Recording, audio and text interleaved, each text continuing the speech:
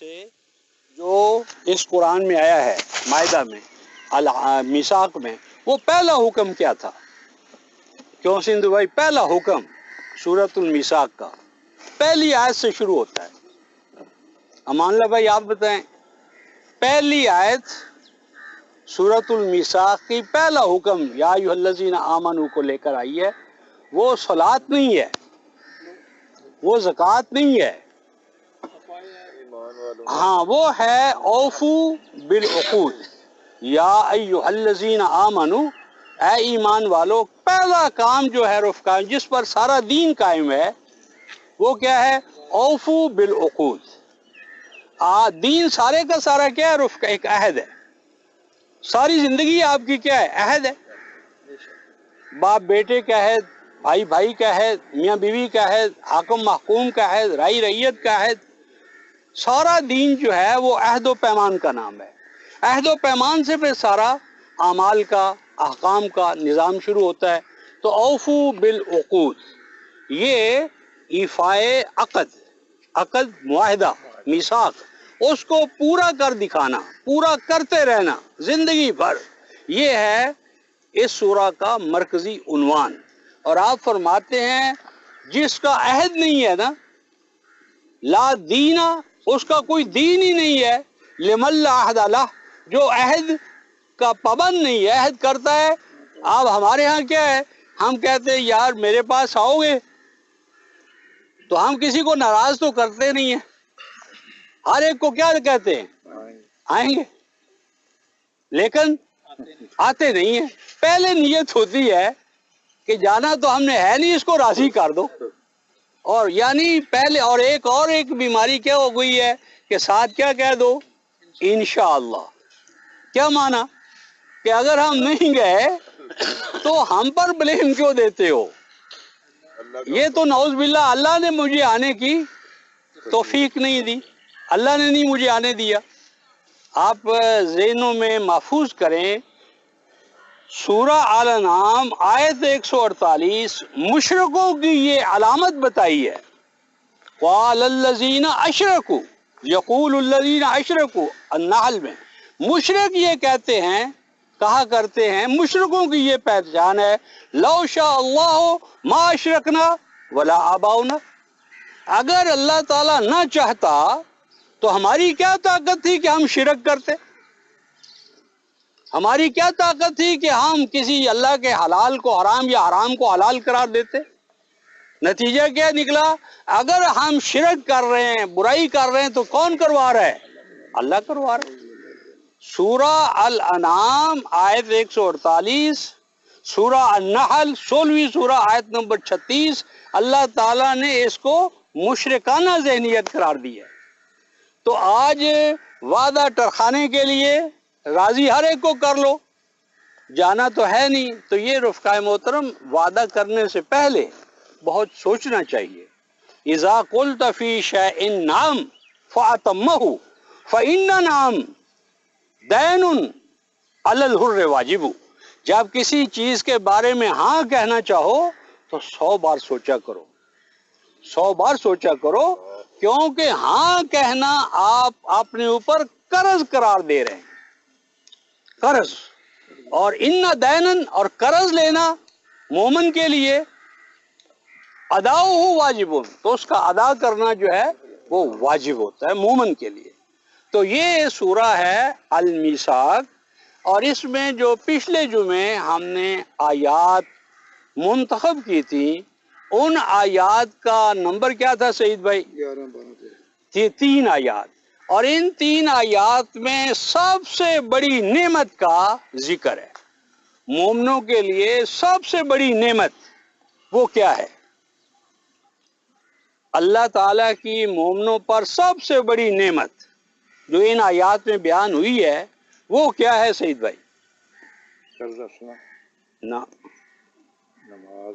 نہ، یہ اس نعمت کے مظاہر ہیں۔ سب سے بڑی نعمت جو اللہ پاک اہل ایمان کے ساتھ وعدے کے طور پر ذکر کا فرما رہے ہیں انہی 3 آیات میں، وہ کیا ہے؟ پہلا، وہ ہے اذ اخذ اللہ میثاق بنی اسرائیل. میثاق بنی اسرائیل، بنی اسرائیل کون ہے؟ بنی کا کیا معنی ہوتا ہے؟ بیٹا. اور اسرائیل کس کو کہتے ہیں؟ یہ سیدنا یعقوب کا نام ہے. تو آل یعقوب مراد کون ہے؟ یہود، نصارہ اور آل ابراہیم.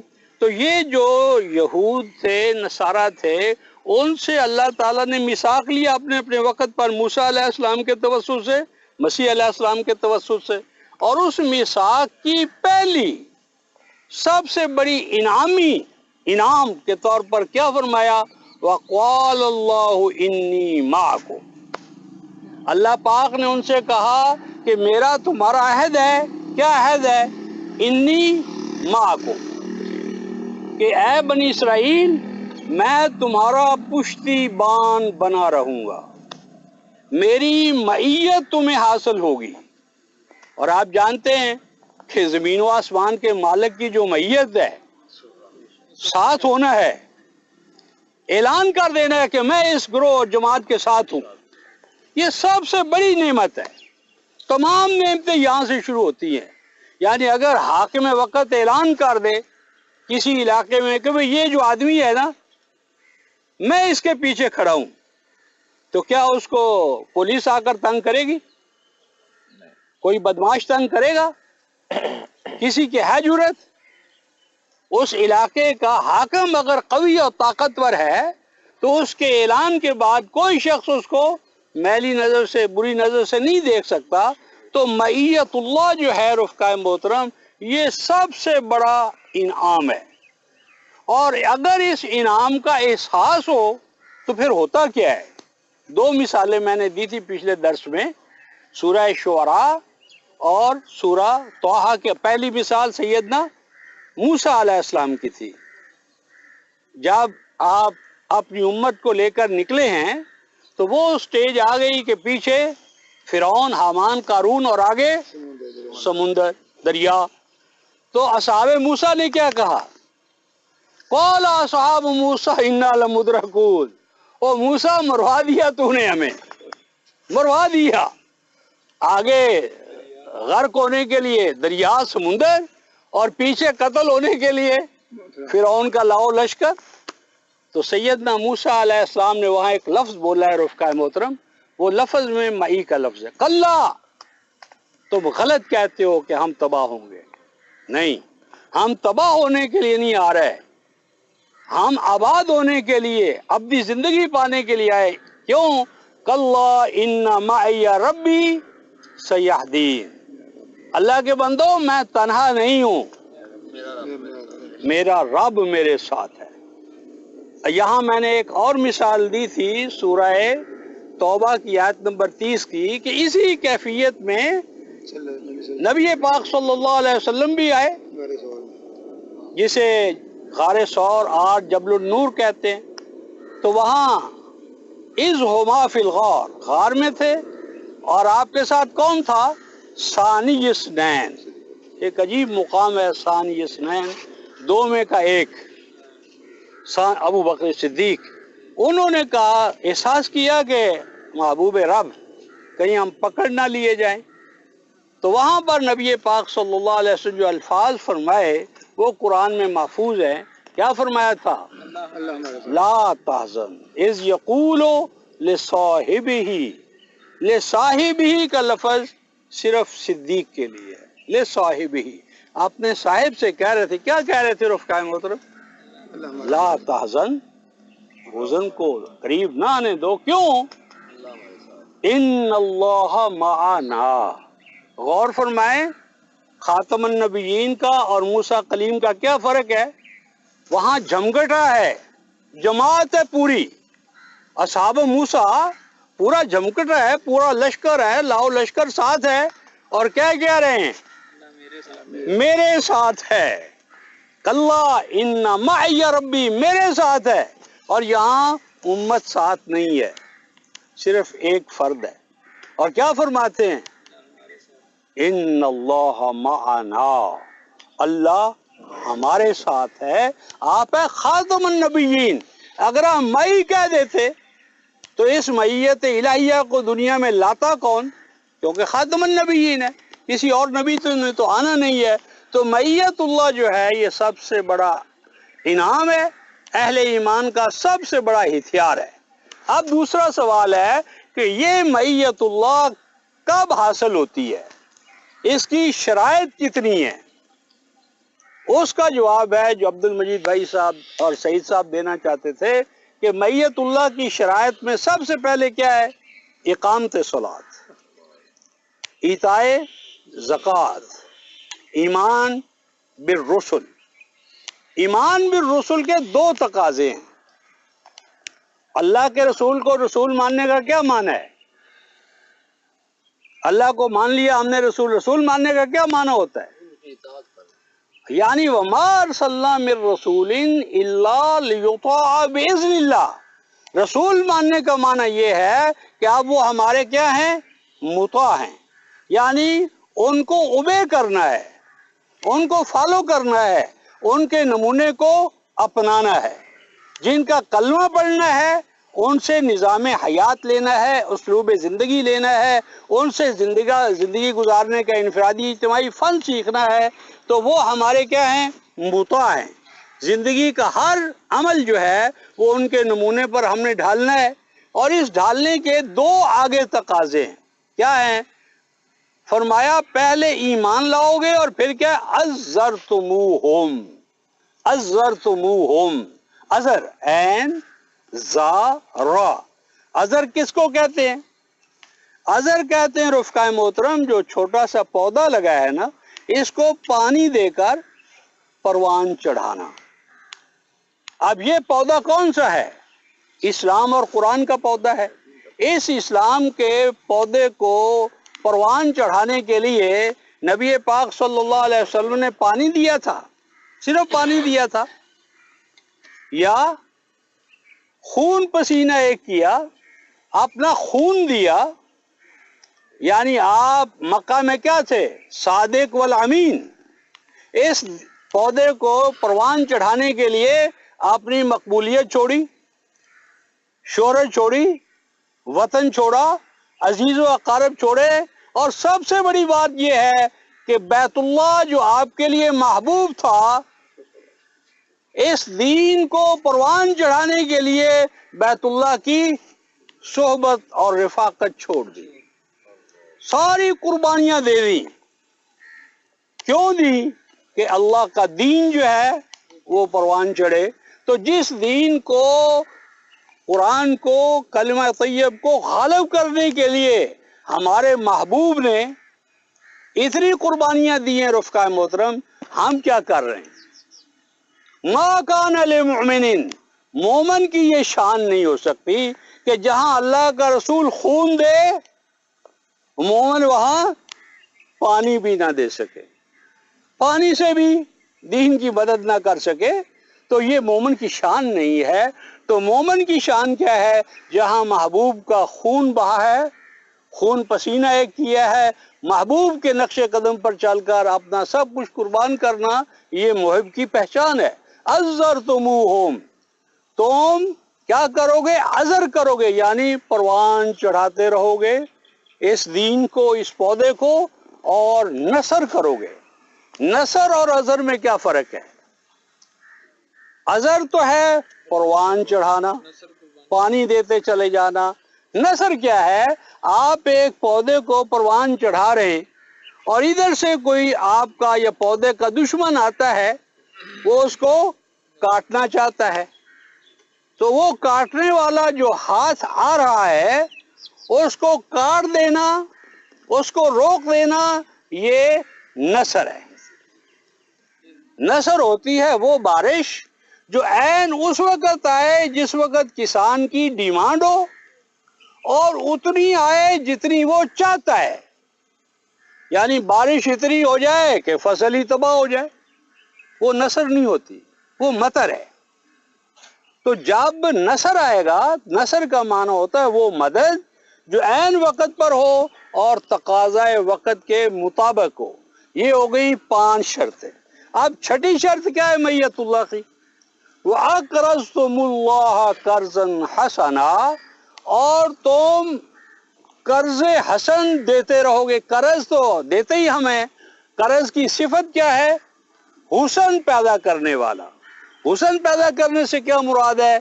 کہ اپنے بھائی کے اکنامک ڈیڈ لاک کو دور کر کے اس کے اندر جو ڈیفیشنسی پیدا ہو رہی ہے اس ڈیفیشنسی کو پورا کر دینا، دور کر دینا، یہ ہر مومن پر ایک دوسرے کے حوالے سے واجب ہے.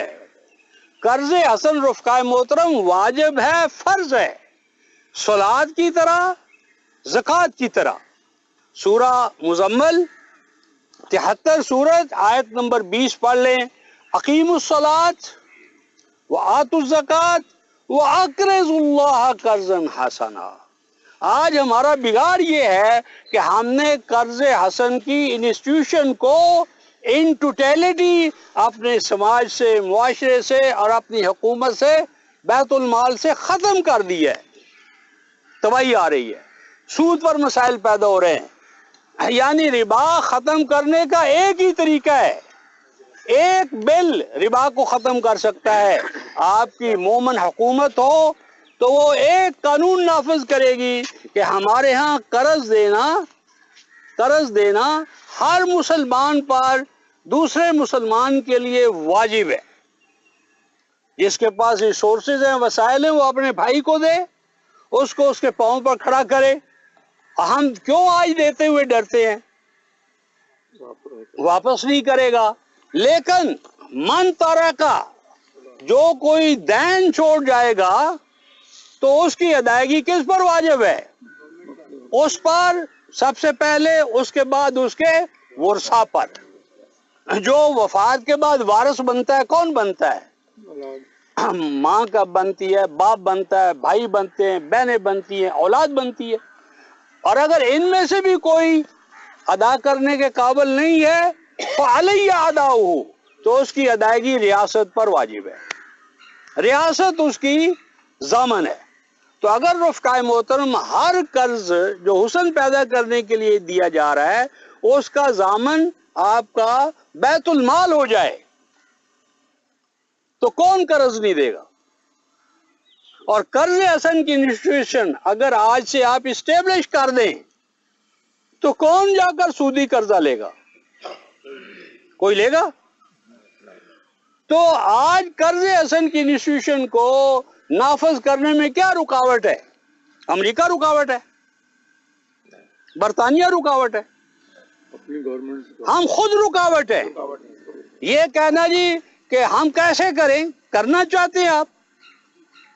یعنی حالی فرماتے ہیں ہوتی نہیں دعا قبول سر کے عشق کی. اے اللہ مجھ سے عشق چھڑا دے. فرمایا یہ دعا قبول نہیں ہوتی. کیوں؟ کہ جب دل تو اندر سے چاہتا نہیں ہے تو دعا میں اثر کہاں ہوگا؟ تو یہ بہانے ہیں رفقائے محترم. آج امت کے پاس جو وسائل ہیں وہ اتنے زیادہ ہیں. اگر وہ امت کے ہوں، وہ امت کے تو ہے نہیں، وہ تو بین الاقوامی استعمار کے قبضے میں چلے گئے. تو اس لیے قرض حسن کی انسٹیٹیوشن کو اگر آج بحال کر دو تمام مسائل حل ہو جائیں گے. تو یہ 6 چیزیں رفقائے محترم اگر تم یہ کرو گے، انی معکم، میری معیت تمہیں حاصل رہے گی. اور یہاں تک فرمایا سألقی فی قلوب الذین کفروا الرعب، مشرکوں پر ہم تمہارا رعب قائم کریں گے، مرعوب رہیں گے. کبھی تاری رہے گی ان پر، تمہیں میلی آنکھ سے دیکھ نہیں سکیں گے. ان اللہ یدافع عن الذین آمنوا. لیکن آگے فرماتے ہیں فَبِمَا نَقْضِهِمْ مِيثَاقَهُمْ لَعَنَّاهُمْ وَجَعَلْنَا قُلُوبَهُمْ قَاسِيَةً يُحَرِّفُونَ الْكَلِمَ عَن مَّوَاضِعِهِ وَنَسُوا حَظًّا مِّمَّا ذُكِّرُوا بِهِ وَلَا تَزَالُ تَطَّلِعُ عَلَىٰ خَائِنَةٍ مِّنْهُمْ إِلَّا قَلِيلٌ. یہ ہے سچویشن رفقائے محترم. اس وقت یہ یہود کی تھی اور آج یہ ہماری ہے. اور اللہ تعالیٰ نے یہ جو عہد میثاق بیان کیا ہے یہ کوئی تاریخ نہیں ہے. یہ کیا ہے؟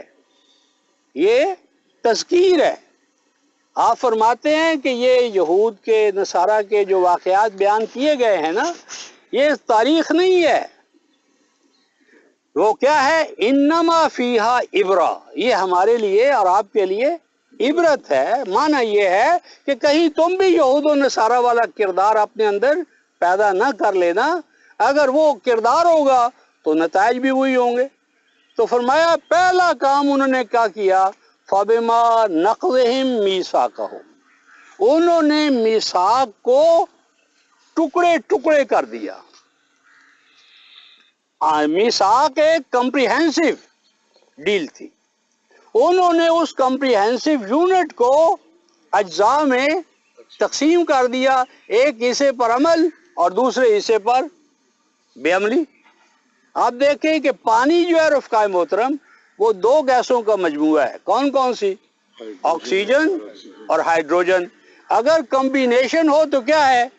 پانی۔ اور پانی کے خواص کیا ہیں؟ پیاس بجھاتا ہے، سارے کام کرتا ہے۔ اور اگر آپ آکسیجن کو الگ استعمال کریں، ہائیڈروجن کو الگ استعمال کریں، تو پانی والے خواص پیدا ہوتے ہیں؟ تو دین ایک وحدت ہے رفقائے محترم، جب اس وحدت کو، یونٹی کو پارا پارا کریں گے تو نتائج وہ نہیں نکلیں گے جو یونٹ کے۔ تو آج ہم پارا پارا کر کے دین پہ عمل کر رہے ہیں۔ مثلا صلات ہے، لیکن زکوٰۃ کا جو دوسرا کاؤنٹر پارٹ ہے صلات کا، وہ کیا ہے؟ زکوٰۃ۔ زکوٰۃ کے بارے میں ہمارا کیا حال ہے؟ اور سورہ حامیم سجدہ کی آیت نمبر 5 میں اللہ فرماتے ہیں فویل للمشرکین، مشرکوں کے لیے ہلاکت ہے، ناکامی ہے۔ اور مشرک کون ہوتے ہیں؟ یہاں آیت نمبر 5 میں مشرک اللہ نے کہا ہے الذین لا یؤتون الزکاۃ وہم بالآخرۃ ہم کافرون۔ سورہ حامیم سجدہ 41ویں سورہ آیت نمبر 5۔ مشرکوں کی یہ پہچان ہے کہ وہ زکوٰۃ کے منکر ہوتے ہیں عملی طور پر، اور زکوٰۃ کا جو منکر ہے اسے اللہ پاک کیا فرماتے ہیں؟ وَهُمْ بِالْآخِرَةِ هُمْ كَافِرُونَ، یہ آخرت کے بھی منکر ہے۔ آخرت کو ماننے والا کبھی زکوٰۃ سے کنی نہیں کترا سکتا، کیونکہ اسے لقاء الہی اپنے رب کے سامنے پیش ہونے کا یقین ہے، تو اس یقین میں سارا دین آئے گا۔ تو یہاں پہلے جب دین کو اجزاء میں تقسیم کر دیا جائے تو پہلا کام کیا ہے؟ فَبِمَا نَقْضِهِمْ مِيثَاقَهُمْ، میثاق کو ٹکڑوں میں بانٹنے کی وجہ سے پہلا نتیجہ کیا نکلا رفقائے محترم؟ لَعَنَّاهُمْ، وہ اللہ کی نظر میں وہ فرد، وہ قوم کیا ہو گئی؟ ملعون ہو گئی۔ اور ملعون لعنت کیا ہوتی ہے رفقائے محترم؟ لعنت کا معنی ہے، امام راغب المفردات القرآن میں فرماتے ہیں اللعنت ہی البعد عن رحمت اللہ۔ لعنت کا معنی ہے اللہ تعالی کی معیت اور اللہ تعالی کی رحمتوں سے محروم ہو جانا۔ اللہ تعالیٰ کی رحمتوں سے محرومی کا پہلا سبب کیا ہے؟ نقض میثاق۔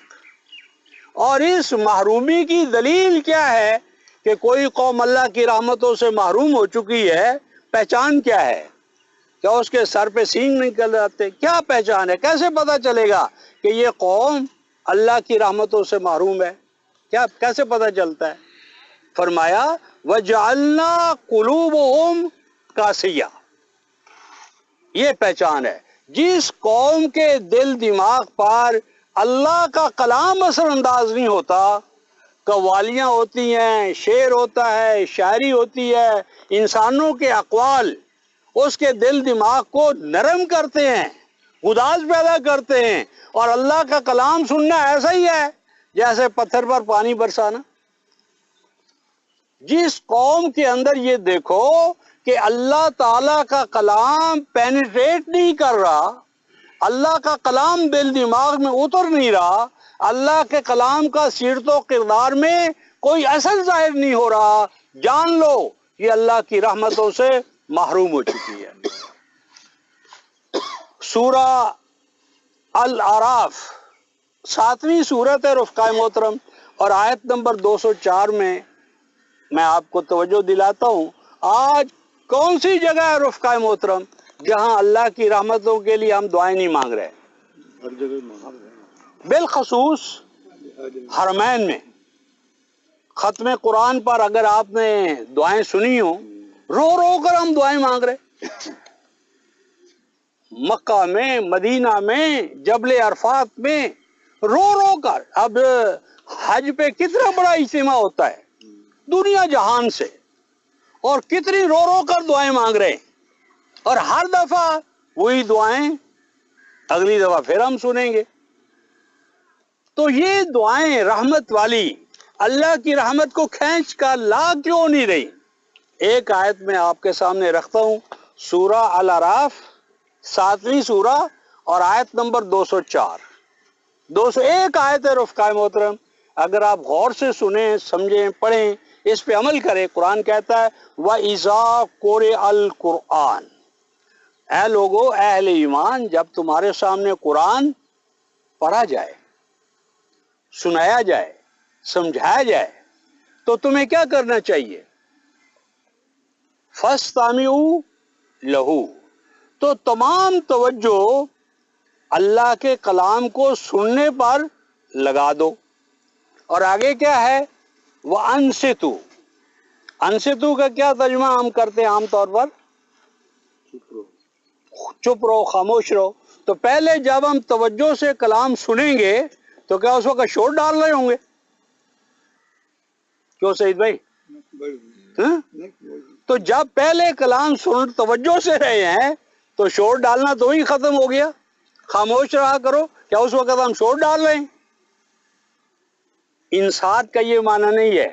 انصتا یہ ہے نون صاد تے، ناستا لشیئن او انصتا اے عطا و انکسرا، کسی چیز کے سامنے جھک جانا اور کسی چیز کو اپنے اوپر مسلط کر لینا، سوار کر لینا۔ مراد یہ ہے کہ قرآن کو پوری دلجمی سے سنو بھی اور اس کے سامنے سرنڈر کرو، اس کے حکم پر عمل کرو، نہیں سے اپنے آپ کو بچاؤ۔ اور آگے دیکھیے کیا الفاظ ہیں، لعلکم ترحمون، پہلے تم رحمتیں مانگا کرتے تھے، اگر تم میرے کلام کو توجہ سے سمجھنے والے اور اس کے سامنے جھکنے والے بن جاؤ گے تو اللہ کی رحمتیں تمہاری تلاش میں خود بخود نکل آئیں گی۔ اللہ کی رحمتیں تم پر خود بخود سایہ، تمہیں مانگنا نہیں پڑے گا۔ دیکھیں نا، جو آپ کا نوکر، جو آپ کا بیٹا دن رات آپ کے حکم کی تعمیل میں لگا ہو، کیا وہ مانگا کرتا ہے ابا جی مجھے روٹی دو، ابا جی مجھے جیب خرچ دو؟ یعنی مالک جب کسی ملازم کو فرما برداری کی حالت میں دیکھتا ہے تو اس کی ضروریات کو پورا کرنا مالک کی اپنی ڈیوٹی اور فریضہ ہوتا ہے۔ فرمایا تم میرے کلام کو سنو، سمجھو اور اس پہ عمل کرو، جھک جاؤ اس کے سامنے، لعلکم ترحمون، اللہ کی رحمتیں خود بخود تمہارے اوپر سایہ فگن ہو جائیں گی۔ یہ کل لعلکم ترحمون کے رفقائے محترم 13 مقامات ہے پورے قرآن میں، اور کبھی یہ درس ہونا چاہیے کہ لعلکم ترحمون وہ کون کون سے تقاضے ہیں کہ اگر یہ امت ان کو پورا کرے تو اللہ کی رحمتیں خود بخود اس امت پر سایہ فگن ہوں گی۔ تو ان میں ایک بنیادی بات کیا ہے؟ اللہ کا کلام توجہ سے سننا، اور سننے کے بعد ایسا نہ ہو جو سنا ہے وہ وہیں رہ گیا، تو یہ نہ ہو، اس کے سامنے اپنے آپ کو جھکا دینا۔ تو فرمایا کہ پہلا میثاق توڑنے کا نتیجہ کیا ہے؟ لعنت، یعنی اللہ کی رحمتوں سے محرومی۔ دوسری پہچان کیا ہے؟ کہ ان کے قلوب میں، دل دماغ میں اللہ کا قرآن اترتا نہیں ہے۔ اور تیسری بات کہہ کر ختم کرتا ہوں، وَلَا تَزَالُ تَطَّلِعُ عَلَىٰ خَائِنَةٍ مِّنْهُمْ، اور دیکھو گے کہ ایسی قوم کے اندر ہمیشہ خیانت ہوتی ہے۔ باپ بیٹے کا خائن ہے، بیوی خاوند کی خائن ہے، حاکم محکوم کا خائن، پڑوسی کا خیانت ہے، ہر طرف آپ دیکھیں۔ یعنی آپ کے سامنے، آپ اپنے باس کے سامنے کھڑے ہیں تو پتہ نہیں کیا ظاہر کرتے ہیں اور واپس پیٹ پھیرتے ہیں تو بدبخت نہ ہو، ایسا نہ ہو گالیاں دینا شروع کر دیتے. یعنی یہ ہے وہ خیانت کا رویہ جو کس نتیجے میں پیدا ہوا؟ اللہ تعالیٰ کے میثاق کو ٹکڑے ٹکڑے کر دینے کی وجہ سے. لعنت، رحمت الہی سے محرومی، قلوب اور دل دماغ کے اندر سختی کہ اللہ کا کلام اتر نہیں رہا. یہود کہتے تھے قلوبنا غلف، اے رسول سنا لے کلام اپنا، اللہ کا کلام. قلوبنا غلف، ہمارے قلوب تو کیا ہیں؟ وہ بڑے محفوظ ہیں، کوریج میں ہیں، تیرا کلام ہم پر کہاں اثر انداز ہوتا ہے؟ تو قرآن نے کیا کہا؟ بل لعنہم اللہ بقلوب کفرہم، وہ قلب جس پر قرآن اترنا نہیں ہے، اثر انداز نہیں ہو رہا، وہ قلب کیا ہے؟ ملفوف نہیں ہے، وہ ملعون ہے. تو فرمایا لعنت، اللہ کی رحمتوں سے محرومی، دل دماغ میں اللہ کے کلام کا اثر انداز نہ ہو جانا، نہ ہونا، اور تیسری بات کیا ہے؟ پورے ماحول میں خیانت کا غالب آ جانا. تو اس کا علاج کیا ہے؟ فرمایا فاعف عنہم واصفا، اے اللہ کے رسول تم ان کی ان انفرادی کوتاہیوں کو نظر انداز کرو اور اللہ کا کلام سناتے رہو. انما علیک البلاغ وعلینا الحساب، آپ کا کام پہنچانا ہے، پہنچانا ہے، پہنچانا ہے، اور علینا الحساب، حساب ہم نے لینا ہے. آپ پہنچانے کا کام کریں، اللہ اپنا حساب کا کام کرے گا. تو رفقائے محترم، وہ تو یہود کا مسئلہ تھا، ہم تو اہل ایمان ہیں، تو اللہ پاک ہمیں اپنے اللہ اور رسول کے ساتھ کیے ہوئے میثاق کو پورا کرنے اور یونٹ وحدت کے طور پر اسے پورا کرنے، اللہ کی رحمتوں کو اٹیک کرنے اور خیانت سے نکل کر اخوت کے ماحول میں آنے کی اللہ پاک ہم سب کو توفیق عطا فرمائے. تو آخر دعوانا ان الحمدللہ.